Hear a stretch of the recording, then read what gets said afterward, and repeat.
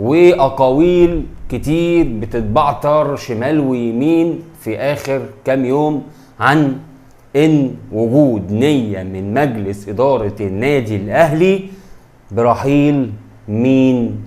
اشرف بن شرقي. السلام عليكم ورحمة الله وبركاته اعزائي الاهلاوية في كل مكان، اهلا وسهلا بيكم في فيديو جديد وحلقة جديدة هنتكلم فيها عن كل ما يخص النادي الاهلي في الفترة الحالية والفترة السابقة خلال الكام يوم اللي فاتوا، والكلام الكتير اللي بيتقال عن رحيل بعض اللاعبين وعن قعاد بعض اللاعبين وعن صفقات جديدة وقصة وحدوتة وفيلم. بس في البداية ما تنساش تعمل لايك وتشترك في القناة وتفعل زر الجرس عشان يوصلك كل جديد. ويلا بينا مع بعض نبدأ الفيديو، وعايزك تركز معايا وتديني دماغك كده وتقعد مركز في الفيديو. كلام كتير جدا وهري كتير جدا واقاويل كتير بتتبعتر شمال ويمين في اخر كام يوم عن ان وجود نية من مجلس ادارة النادي الاهلي برحيل مين؟ اشرف بن شرقي. فحد بقى ممكن يقول لي احنا اللي سمعناه ان اشرف داري هو اللي هيمشي. لا، انا بقى عايز اقول لك ان اشرف داري مفيش نية لرحيله. اشرف داري في قرار برحيله.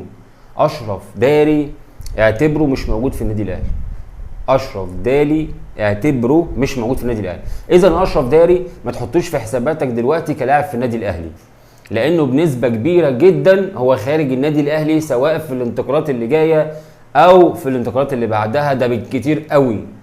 لان هما خلاص اشرف داري محطوط في البلاك ليست بتاعه اللعيبه الراحله، خلاص الموضوع ده موضوع مفروغ منه تماما. نيجي بقى لمين؟ لاشرف بن شرقي. خرجنا من اشرف داري نخش بقى في اشرف بن شرقي. اشرف بن شرقي في كلام كتير قوي اللي في عروض جاياله، ولجنه التخطيط في النادي الاهلي غير مقتنعه بالمردود الذي يقدمه اشرف بن شرقي حتى الان في النادي الاهلي. طب هي لجنه التخطيط بس هي اللي مقتنعه بالكلام ده؟ لا، في بعض من جماهير النادي الاهلي شايفه ومقتنعه ان اشرف بن شرقي لم يقدم المردود اللي هو كان بيقدمه في نادي الزمالك. وده كلام عادي جدا، ممكن نسمعه وممكن نشوفه وممكن نقراه، والدنيا دي كلها شيء طبيعي.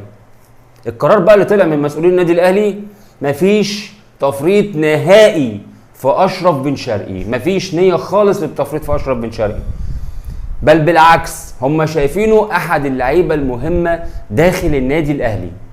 وموضوع بقى ان هو يظهر مع النادي الاهلي بالمستوى اللي كان فيه مع الزمالك والكلام ده كله، ده مساله وقت، وهم عارفين ان هو لسه لاعب لسه جديد ولسه ما شفناهوش بشكل كويس، والمدربين اللي كانوا موجودين تقريبا ما ادوهوش بشكل كويس.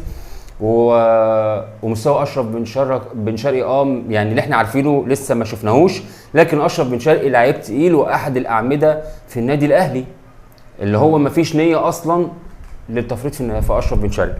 عشان نبقى عارفين خلاص ده كده الموضوع ده خلصان.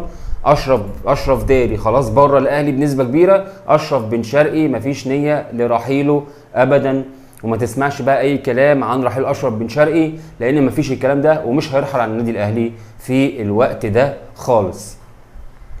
تمام، دي قصه خلصنا منها. فيريرا عمل تحذير للاعيبه الزمالك. تحذير من ايه بقى؟ بعد بكره في ماتش مهم جدا للزمالك امام المصري، ماتش مهم جدا. الماتش ده هيحدد او ان الزمالك يعود لصداره الدوري، او يعني ماتش المصري ده ماتش مهم جدا جدا لنادي الزمالك والجمهور نادي الزمالك واللاعيبه نادي الزمالك. لو لا قدر الله ما عداش على خير، خلاص بقى اعتبر الزمالك هيبتدي ينقط لنهايه الدوري. هتشوف تشتت وهتشوف حاله من حالات النفسيه اللي مفيش نفسيه زيرو. فهو راجل حذر لعيبه الزمالك من قوه هجوم النادي المصري البورسعيدي. مصري البورسعيدي جايب 13 هدف لحد دلوقتي، معنى كده ان هجومه قوي جدا. وخلينا نتكلم شويه عن لعيبه في خط الهجوم. بتتكلم على دغموم، بتتكلم على صلاح محسن. صلاح محسن على فكره عايز اقول لك ان هو لعيب سريع جدا، لعيب الفينش بتاعه حلو قوي، واللي هو شغال على الفينش بتاعه بشكل حلو قوي وشغال بشكل مكثف على الموضوع ده. مدير فني ليه بصمه في النادي المصري من 5 ماتشات، بان عليه ان هو مدير فني تقيل ومش لسه هنحكم عليه والقصه والحدوته، ومن 5 ماتشات اثبت ان هو مدير فني تقيل. اذا بقى ايه؟ دغموم حاليا هو افضل لاعب في الدوري المصري في ال5 جولات الاخيره اللي اتلعبت، او في ال5 جولات اللي اتلعبت بشكل عام. خط هجوم مرعب بجد والله، خط هجوم يثير القلق، لازم أن تفكر انت تعمل معاه ايه. فهو حذر لاعيبه الزمالك وخصوصا لاعيبه الدفاع في نادي الزمالك ان هجوم النادي المصري هجوم تقيل قوي، وفي جمل محفوظه للاعيبه الزمالك ازاي نخرج بالكوره من المنطقه الدفاعيه والتدرج بالكوره بقى وايه، وكيفيه التعامل مع الضغط العالي اللي بيعمله لاعيبه خط الهجوم بتاع نادي المصري. بيضغطوا ضغط عالي جدا جدا جدا وبشكل شرس جدا، وتقريبا هي من افضل الفرق في الدوري في خلال ال5 جولات اللي اتلعبوا دول. فهو ماتش قوي، ماتش المصري والزمالك هيبقى ماتش قوي جدا جدا جدا، وهنشوف ايه اللي هيحصل في موضوع ماتش الزمالك والمصري. في خبر بقى كده ايه كلنا بنسبه كبيره استغربنا منه، او بنسبه كبيره كلنا ما صدقناهوش. قفشه، كلام عن قفشه وانضمامه لنادي الزمالك. والله زي ما سمعت كده، كلام عن انتقال قفشه لنادي الزمالك. الخبر اللي اتقال ان الزمالك بعد ما عين مدير تعاقدات جديد، يعني بالصدفه كده، بالصدفه تبين له ان هو وكيل اعمال قفشه. مدير التعاقدات اللي الزمالك اتعاقد معاه هو وكيل اعمال محمد مجدي قفشه.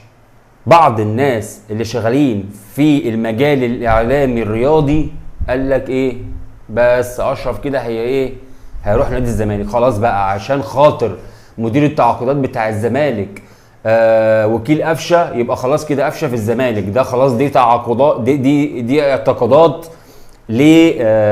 للصحفيين والاعلاميين بقى، والدنيا خلاص بقى هو مدير تعاقدات مدير اعمال قفشه بقى مدير التعاقدات في نادي الزمالك، يبقى خلاص كده قفشه في الزمالك. يعني ازاي يعني افهم مش خالص والله خالص، مش هي دي القصه خالص. مش عشان هو مدير الوكيل بتاع قفشه يبقى قفشه في الزمالك، والله العظيم ابدا، والله العظيم ابدا. القصه ملهاش اي علاقه ببعضها خالص. هي قصه خدت بقى ضجه وبتاع وكلام كتير عن ان قفشه هيروح الزمالك، هما كلمتين بس كده وضجه اتعملت والترند طلع وخلاص راح لحاله، ومفيش الكلام ده على فكره عشان تبقوا عارفين. في بقى قصه مهمه قوي قوي قوي. النادي الاهلي الصيف اللي فات ده في الانتقالات الصيفيه طلع كلام عن اقتراب المهاجم الفلسطيني اسد الحملاوي للنادي الاهلي، واقترابه كمان من نادي الزمالك. واللاعب ساعتها قال لك انا العب زمالك العب اهلي مش مشكله، انا عايز اروح النادي الدوري المصري علشان خاطر ايه بقى، اطلع من الدوري المصري على امريكا ولا هنا زي ما وسام عمل، والقصه الفاضيه دي كلها. ودي وجهه نظر يعني دي وجهه نظر. حصل مفاوضات من الاهلي وانقطعت اتصالات تماما من اداره النادي الاهلي واسد الحملاوي. رجعت الاتصالات تاني مع اسد الحملاوي بعد المردود الضعيف اللي بيقدمه محمد شريف وجراديشار، وعدم حصول حمزه عبد الكريم على فرصه. بس انا من وجهه نظري الشخصيه ان محمد شريف لسه يعني كام جوله اللي اتلعبوا، انا ما شفتش محمد شريف خد فرصه صريحه. ما شفتش محمد شريف في صانع العاب بيوصل له الكوره في منطقه ال 18 اللي هو اصلا منطقه محمد شريف، اللي هو بيت محمد شريف. انا شايف ان منطقه ال 18 دي ده لعيب صندوق. محمد شريف لعيب صندوق، مهاجم صندوق. لحد دلوقتي مفيش اللعيب اللي يعمل صانع الالعاب اللي يعمل كور مميزه او هجمات مميزه او انفرادات مميزه لمحمد شريف، او مفيش اللاعب المميز اللي يعمل عرضيه مميزه. الله يمسيك بالخير يا علولو، ملك الحلول، اسرع دليفري في مصر اللي كان بيعمل الاوفر على راس محمد شريف بالمسطره. فالمهم يعني ده كلامنا احنا وده كلام على المستوى الشخصي. بس في كلام لسه رجع تاني من النادي الاهلي او مديريه النادي الاهلي مع اسد الحملاوي. انا شفت له فيديوهات كتير. لاعب تقيل قوي الصراحه، مهاجم تقيل قوي، رأسياته رهيبه، هجومه رهيب، مفيش كوره بتجلي منه، انفراد مفيش انفراد بيجلي منه، مفيش هدف تقدر تقول ان هو بيهدر اهداف. لاعب تقيل بمعنى الكلمه. ديانج بعد المستوى اللي هو بيقدمه مع الاهلي في الماتشات اللي فاتت، ولعب مع منتخب مالي في تصفيات كاس العالم ككابتن للمنتخب بتاعه، راجل جاي العروض. ديانج جاي العروض لاحد الانديه السعوديه وبارقام كبيره، مش عارف بقى 2 ولا 2.5 ولا 3 مليون دولار. طبعا احمد يحيى ده وكيل لاعب ديانج اتكلم في مع وليد صلاح الدين في موضوع ديانج.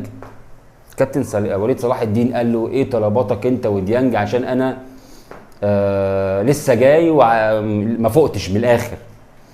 طبعا هو قال له احنا جاي لنا 2.5 مليون دولار وعايزين من الاهلي 2 مليون. قال له ما فيش الكلام ده. قال له احنا ما عندناش الكلام ده. يعني هو ديانج جاي له 2.5 مليون دولار واحنا عايزين 2 مليون دولار من الاهلي. طبعا ما فيش الكلام ده حصل. يعني الكلام ده قال له وليد صلاح الدين، قال له ما فيش الكلام ده خالص عندي.